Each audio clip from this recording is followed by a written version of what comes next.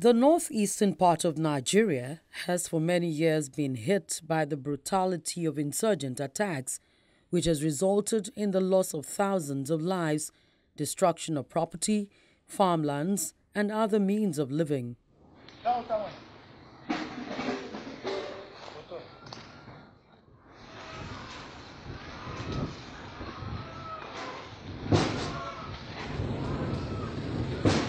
Many have been forcefully relocated from their homes to the camps for internally generated persons, a situation that has put the people in a vulnerable state of poverty, hunger, and ill health.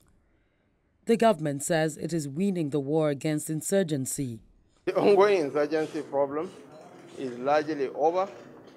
Yes, we might be having some hiccups, but when you compare the past to judge the present, we have every cause to celebrate. We have pockets of the insurgents in islands along the Lake Chad and in the Sambisa forest. But when you juxtapose the sorry state of affairs 3-4 years ago and the current state we are in, I think there is cause for celebration. Honestly, there is no cause for alarm. I believe it shall soon be over once and for all.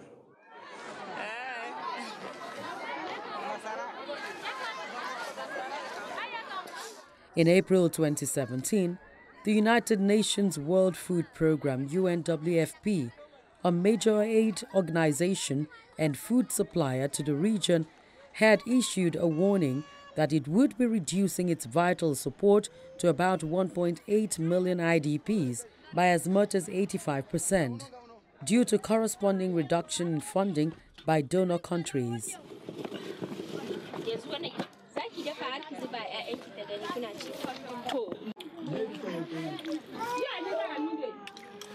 The government of Nigeria, they are making gains against Boko Haram, but the environment is still very insecure. So it is impossible for large numbers of people who are living in IDP camps or who are displaced in northeast Nigeria to go back to their homes. People were living outside in camps. The temperature was 50 degrees centigrade. Their houses were like just tukuls with a metal sheet on top, so it was essentially like an oven.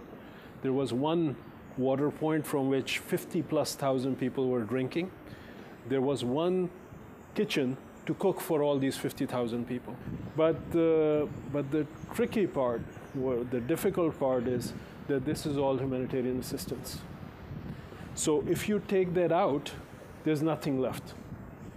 So in order for people to survive, we must continue assisting them. Why? Because the security situation is still extremely bad. Now is not the time to turn away from those who have been affected by the Boko Haram insurgency and this ongoing conflict.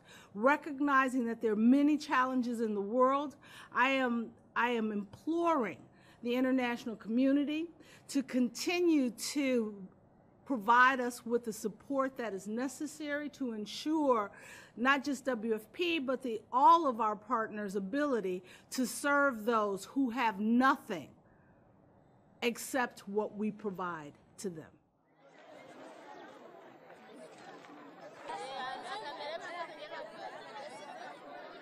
Around the same time, the United Nations Commission for Refugees in Geneva also warned of the growing risk of mass deaths from starvation among people living in the conflict areas. These are warning signs the federal government has refused to turn a blind eye to. We are raising our alarm level further by today warning that the risk of mass deaths from starvation among populations in the Horn of Africa, in Yemen and Nigeria, is growing. This warning is in light of the drought situations that you've been hearing about that are also affecting many neighbouring countries, and a funding shortfall that has become so severe. In all, some 20 million people in these countries are in areas affected by drought. 4.2 million of them are refugees. Consecutive harvests have failed. Conflict in South Sudan, coupled with drought, is leading to famine and outflows of refugees. Insecurity in Somalia is leading to rising internal displacement, and rates of malnutrition are high, especially among children and lactating mothers.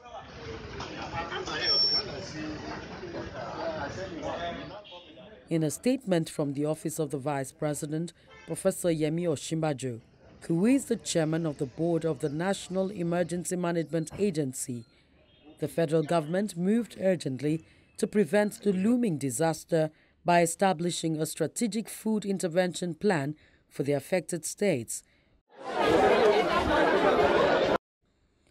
A presidential committee on emergency food delivery to the Northeast is convened and kicks off the process of distributing food.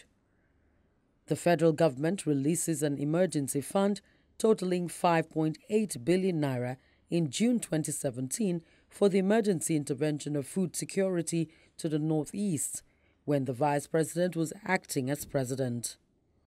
Members will recall that the bill was read the first time. The House of Representatives is not comfortable with the release of 5.8 billion naira as approved by the federal government for the intervention of food security in the Northeast. The House further notes that the federal government of Nigeria declared a national emergency in some states, including Anambra State, as a result of this year's overwhelming flooding. It also recommends the sack of the Director General of the National Emergency Management Agency, Engineer Mustapha May Haja, and also recommends that he's handed over to relevant authorities for prosecution. The core mandate of the National Emergency Management Agency, NEMA, is to coordinate the management of disasters across the country and to assist victims of such disasters. Also note that in spite of this core mandate, several